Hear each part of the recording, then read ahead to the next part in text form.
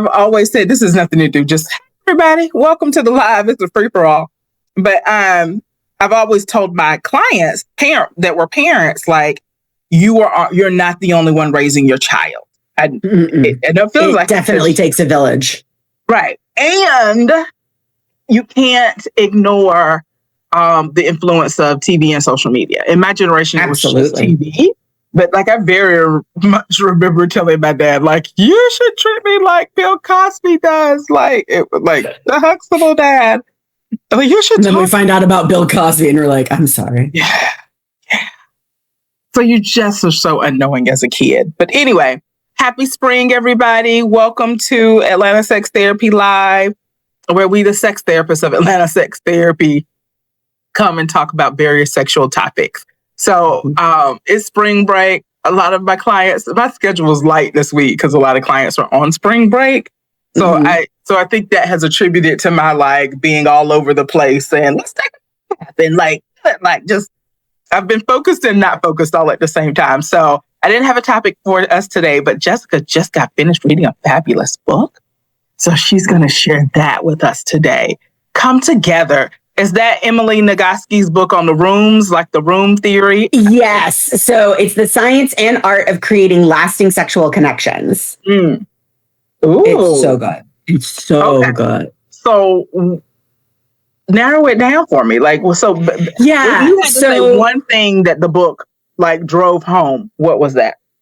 Focus on pleasure, not desire. That is the biggest part. And the way she talks about it, and I love the framing because it's so simple, but we think of desire as this positive thing, but there are so many times when desire is negative. So like if I'm desirous of a new car, desirous of a new house, or wanting desire from another person and not getting it, that feels very negative. Whereas pleasure is always pleasurable because as soon as it's not pleasurable, it's no longer pleasure.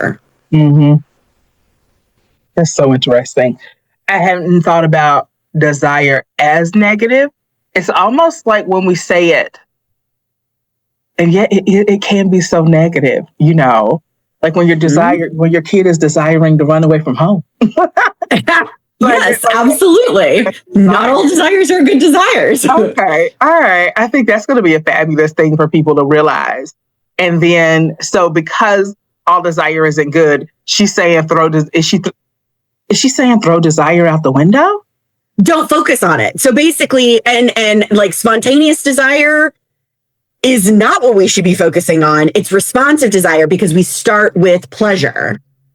And responsive desire comes because of pleasure.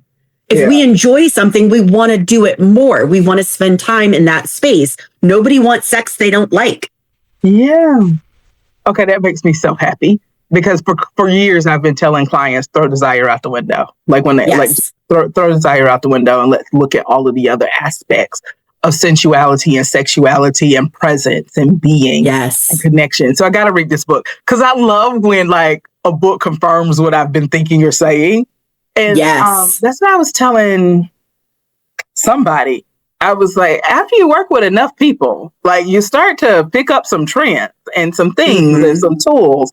And so I think I was telling it to a younger clinician and they were like feeling like woefully inadequate. I was like, work, you know, with a couple of clients, like you'll get the patterns of people. And so, and then you'll have your own answers and responses to that and figure out what works and doesn't work. And so for a while, it has worked because we have so many clients that get caught up in, I don't feel desire. Okay, stop trying to feel it. Let's throw desire out the window. Okay, now, what do you want? And this is the thing. Were we talking about or somebody else was talking about? It was like something going around social media where this mom was like, I love you. I will die for you as long as I don't have to cook dinner for you tonight. And so love that. And so it's kind of understanding that. Okay, how do I want to say this? Yeah, I think the words are going to come out wrong because it isn't clear in my head yet. And so please forgive the words not being right. Like work with me on this one. What I want people to know is I think so much of the rest of our life doesn't work on desire alone. Like I don't cook my kids' food because I'm desirous of making them a wonderful meal. I'm not even cooking them food because I desire to eat food myself. Like I am cooking food because I want to care for them, because I want them to be happy and healthy, because I don't want them to be hungry. Like yeah. And so I feel like it almost comes from a more fundamental place.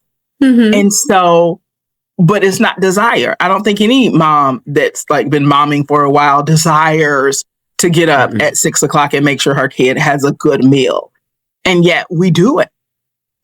We do it even if we've only had 2 hours of sleep. Like moms do it. I've seen moms do it. Yeah. I was about to drive across town last night because my kid needed me. And I was like, I'll come and get you. Do you need me to come and get you? I'll come and get you. Right. And so if we can understand that so many things in our life don't come from a place of like instantaneous desire, then I think you can also move that same understanding that your sex life could work like other parts of your life, that it doesn't have to come from this spontaneous growing desire, you know? Yeah. And so, yeah, it is that. Okay. What else is in the book besides desire? Oh, I'm so excited about that. Yeah, no. So it's fabulous because she has a whole chapter. So this is in chapter 10, where she talks about the gender mirage and how when humans are born, we look at their external genitalia and give them a handbook. And typically it's a girl handbook or it's a boy handbook, regardless of a lot of other factors. And and it's so funny because there's a scenario in the book where I'm like, this is literally word for word a couple that I'm working with. Like, I just need to like read them the whole chapter and just like hear. Because the handbook for boys is you're a winner. You're only allowed to be horny and angry. If you feel any other emotion, you're a failure and therefore not a winner. So you're not a man. Like it's very, this is what the world reinforces in you. And what happens, and she talks about how this causes problems because more women are willing to throw the handbook out the window. So they don't want to go by the handbook because the handbook for women is be nice, be sweet, be a giver, be pretty. Overall, it's been oppressive for us. Yeah, it's bullshit. And then men are trying to go by the playbook because women are not going by the playbook. They're like, you're not going by the playbook and I'm going by the playbook. I'm doing what I'm supposed to be doing. Why are you not doing what you're supposed to be doing? Like, because this sucks. Like, I don't want to do this. And so she really talks about how even though we are so frustrated at we as women are frustrated at having to go by the playbook, we also have to help men throw out their playbook because they've never been taught how to do it. And it feels very scary and it feels very, what do I do then? Like, how do I live? How do I move through the world? And she says it's like you're carrying furniture in a house and you have a sofa and it may seem easier to like, he carries one thing and you carry one thing, but actually it's going to be quicker if you both carry things together. Oh, I love that. All right. So and that, what does that look like for a couple that's having a sexual issue? What does that mean? Let's both carrying it together. What does that mean? So that means understanding that if I'm pissed that you don't want more sex, that is just as much a me problem as a you problem.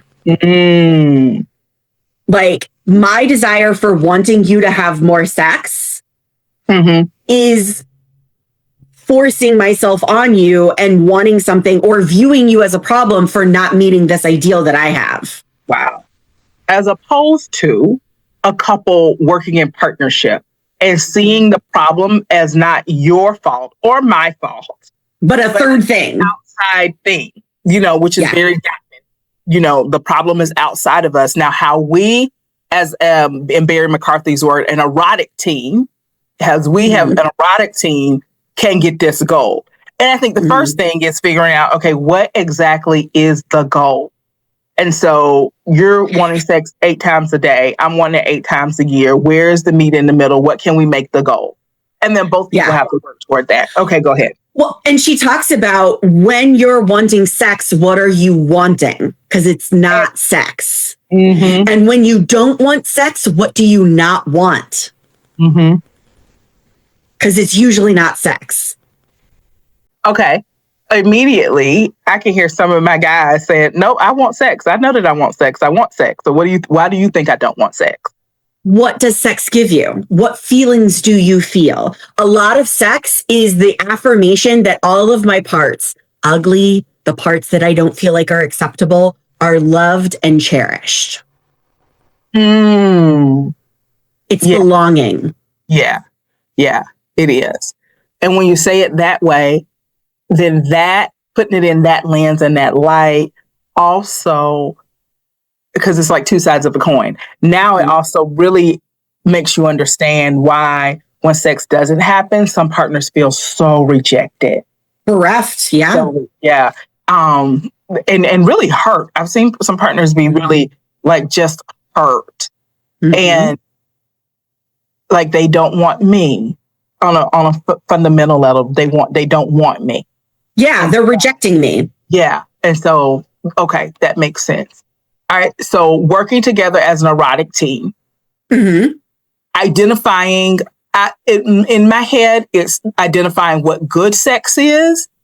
And you're also saying identify what needs sex provides for. It's also saying the next step would be that is what are all of the different ways we can get these needs met. Yeah. And again, an erotic partnership, like these are the needs, they need to be met. I think I want to go back and talk more about working as a team together, because what can happen, especially if there's been you're not giving me what I need, or you're crossing all kind of boundaries and you're taking from me, is that you guys become opposing opposites. You're fighting against each other instead of standing beside each other with an outside problem. And yet, guys, I get that it's hard. And I'm saying some of you guys are going to need help. It just is what it is. You have maybe hurt each other a little too much, or the situation has been a little too hurtful that you can't get back to erotic partnership by yourself. And it's okay. It's okay. Because we do that in every other part of our lives, right? Like if I break my car too much, I got to take it into the shop. And sometimes in that same analogy, like the last sentence in her first appendix, or last two sentences, not all relationships can be saved and not all relationships are worth saving. That's so good.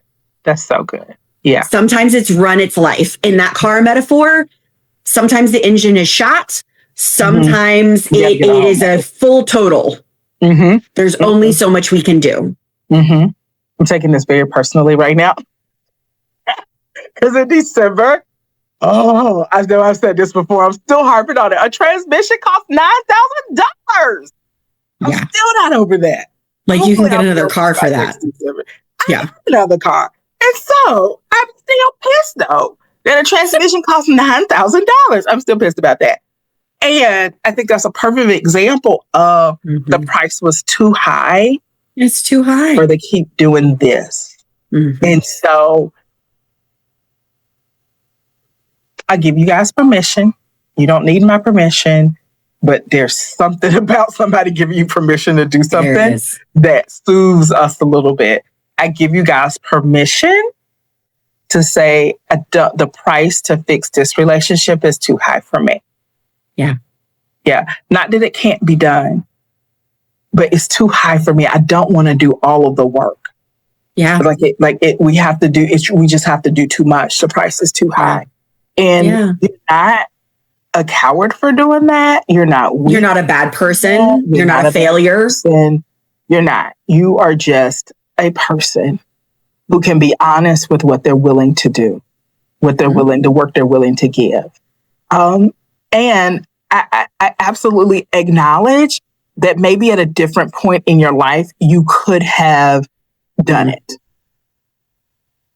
There was when I used to be rich, before I became a therapist, there was a point where $9,000 wasn't anything. And so, let's get it fixed. I love my car.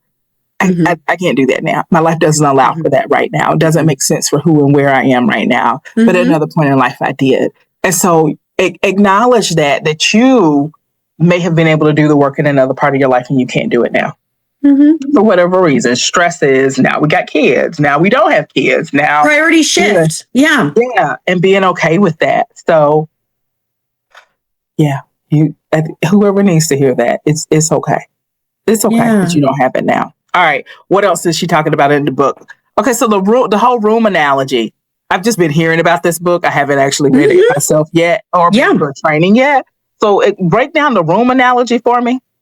Yeah. So she basically talks about there's like 7 to 10 spaces that are core emotional spaces that make up someone's floor plan.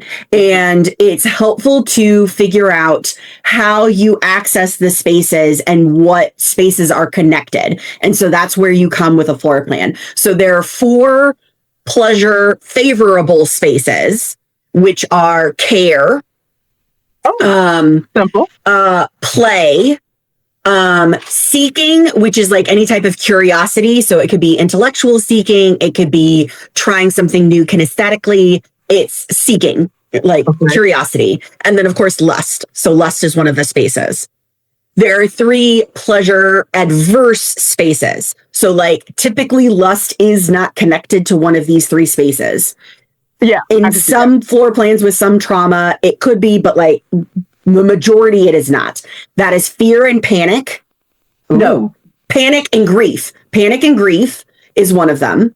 Okay. Fear and rage. Say more about rage. Yeah. So rage is any irritation. So like for me, I feel like lust is connected to all of the spaces because I can both get into and be pulled out of all of them. And so like lust can cause me to panic. Lust can cause me to be afraid. Lust can cause me to be irritable. Like just stop. Like, don't do that. Like if I'm wanting a particular experience or if someone is not paying attention to me or if that stimulation feels too overwhelming, it's like, just stop. And that is akin to rage. So that irritation, that frustration, that, it doesn't have to be like throwing things and hulking out. It's anything that kind of takes you out of that lust space. Okay.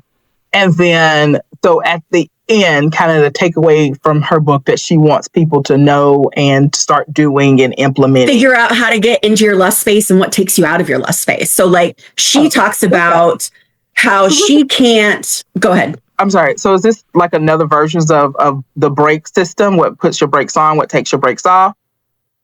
But kind of another way of saying kind of. It's more of like transitions. Like how can we transition into this space? Okay. And what makes it easier? So it could be brakes and accelerators if we're looking at kind of like a different lens. So she figured out that in her previous relationships, she and her previous partners have always used seeking, but her husband doesn't use seeking. His seeking is not attached to the lust room. He doesn't use that. He doesn't get there through that. And so she's like, crap, how do we get there? And so then she figured out both of them can get to lust through play. So oftentimes she has to be in care, go to play, and then they can get into the lust room. So she talked about, like, there's this passage of, you missed it. A dragon just came by and it turned me into a blob. And it was pretty cool. Actually, I'm sorry you missed it. But like, you have to roll me off the sofa and roll me into the bedroom because I'm a blob. And so like having that playfulness of something in taking away a lot of the seriousness of it allows them to access that a little bit easier. Okay. What I love about all of this is it throws desire out the window. And it talks about the very realness of life, the very realness of we're probably not going to be able to say on the same page at the same time. That's just the way it is. I had a great day at work. You had a terrible day at work. I just had a great time with the kids. You had a terrible time with the kids.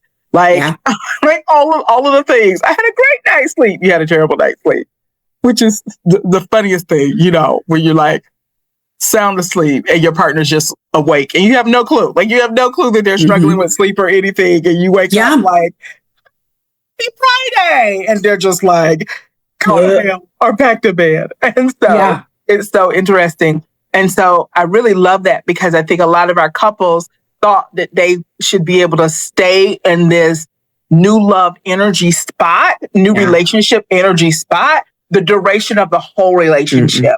Even though I feel like, and maybe because we're therapists, we've heard it in multiple scenarios in multiple ways, in multiple books, in multiple courses, YouTube clips, that new love energy, that new relationship energy, that high where you guys are both vibing all at the same time, really doesn't last any more than 2 years. And some things say 18 months. So you have an 18 months to 2 years in there and it's over. Well, I've heard 6 months to 2 years. Because the sooner you move in together, the sooner you destroy mystery, the faster that energy goes. Yeah. And actually one study was saying like it's a certain amount of hours you guys spend together. And I can't remember how many hours. So are you getting that hours over the course of 2 years?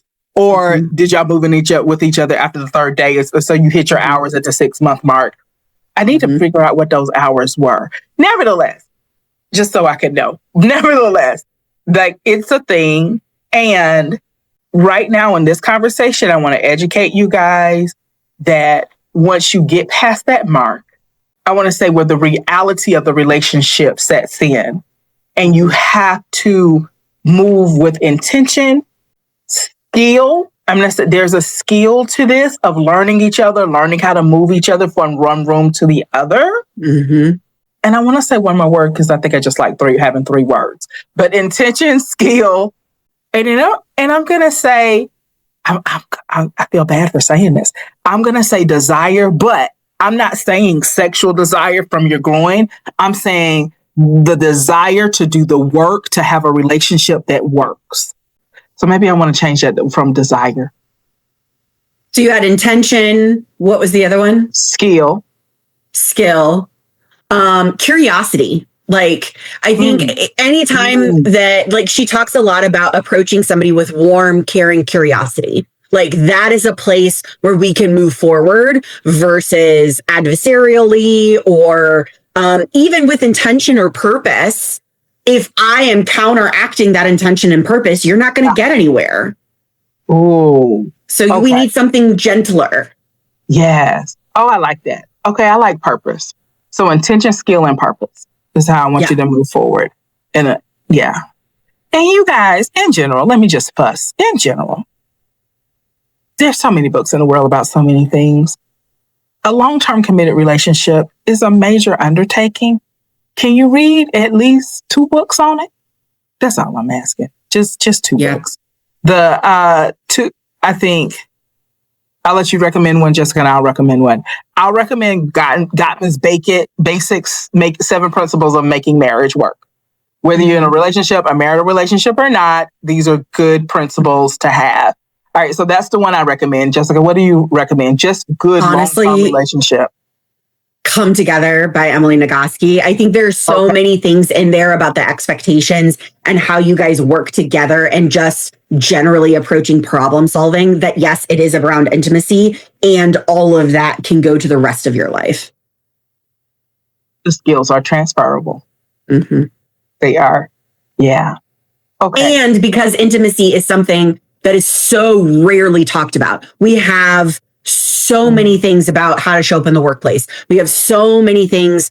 I mean, even parenting, even though that's limited, there are very few that talks about the things that we don't talk about. And she does it in such a responsive, like she even has chapters, like there's one about heterosexual relationships and how heterosexual relationships are going to be harder. And so she has a whole thing, like, if you want to skip this chapter, if you are in a same-sex relationship, feel free. Or if you would like to know what's going on with these couples and why this is harder, feel free to read on, but like you can skip it. Like this, I'm specifically talking to this audience, which I love. That is nice. That is nice. Okay. All right. Anything else you want the people to know about today before we let them go? Well, one of the sentences that I also highlighted, which I love in her work, it's not about never feeling broken. It's about welcoming feeling broken as an opportunity to practice remembering that you are not and never were broken. That is so fabulous. And I like that to be put on a billboard for every woman to see. And my men who have felt broken too. I'm sorry, guys. I left you guys out of that for a second. And I apologize for that because I know there are definitely some men who feel broken out there. So I'm so sorry. Yeah. You guys aren't broken. Yeah. Nobody is. It's the system that makes you feel that way. It's the external circumstances. And like, come as you are. I even got teary at the end of Come As You Are because it's like, you're normal. You're normal. You're normal. And it's like, oh, okay. How do I, that's a lot. Just like that. Whatever you're dealing with, it's normal. Okay. I'm in such a nice, gooey, loving spot. Y'all are normal. And if you are still doubting it, come in, talk to us, read a book. Read a book. Or listen. You don't have to read, like listen to a book, listen to a podcast. Yeah. Like a lot of the times, like I recommend like Jimmy on Relationships and the Gottman Institute on TikTok or Instagram. Just start getting that versus all of the bullshit you see in your social media. Get some good messages in there. It's microdosing therapy. Oh, I love it. I love it. Okay. I think this has been a fabulous conversation. It has me feeling so good about the world. Yay. Yay. All right. I'll see you next week. All right, sounds great. Bye.